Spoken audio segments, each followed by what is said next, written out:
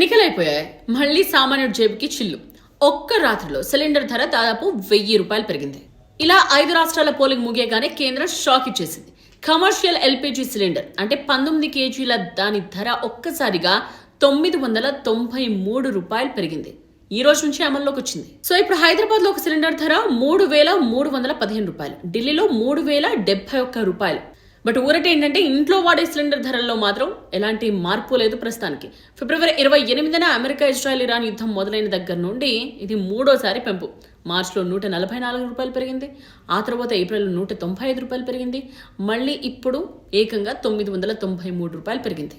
So ఈ దెబ్బతో hotels, restaurants, tea కొట్లు లబోదిబోమంటున్నాయి. ఈ భారం చివరకు మన మీదే పడేది. టీ, టిఫిన్, భోజనం, ఆర్డర్స్ అన్నీ కూడా రేట్స్ పెరిగిపోయే ఛాన్స్ ఉంది. అండ్ ప్రస్తుతానికి పెట్రోల్, డీజిల్ రేట్స్ ఏమీ పెరగలేదు, బట్ ఎక్స్పోర్ట్స్ మాత్రం త్వరలోనే ఇవి కూడా పెరుగుతాయని హెచ్చరిస్తున్నారు. మరి ఏంటి సామాన్యుడి పరిస్థితి? ఎన్నికలప్పుడేమో మౌనం, ఎన్నికలు కాగానేనేమో బాధలు.